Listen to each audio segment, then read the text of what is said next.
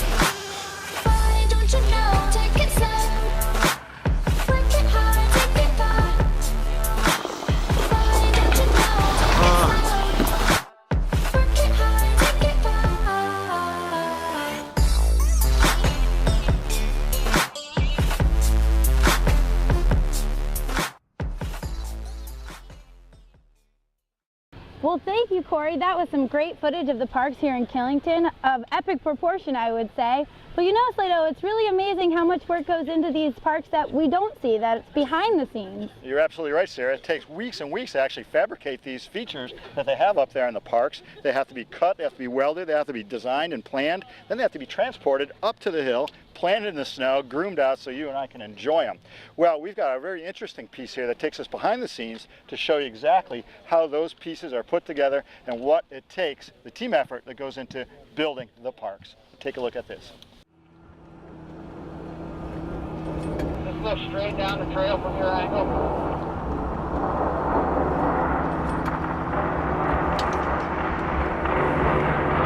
that's no, it's pretty good.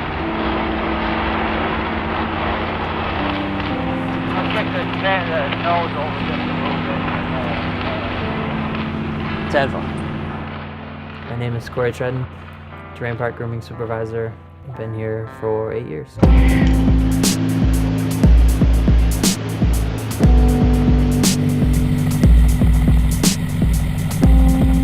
I grew up here, riding here, and then you know, hanging out with the park staff in the parks, riding the parks.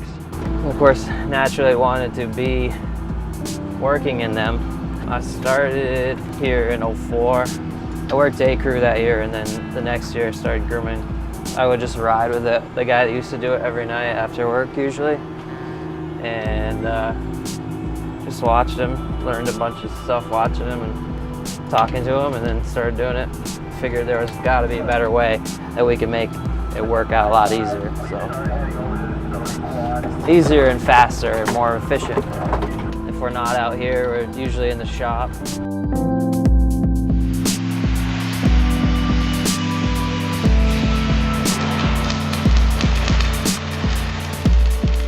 We're on day 4 of our park build on Timberline. Currently we're in lower Timberline. Terrain down here is a little mellower. Up top in upper Timberline where we have the mini pipe, it's a little steeper up there and there's a little bit more snow made, so we do some bigger stuff, still medium sized jumps. It's a good progression area to learn down here.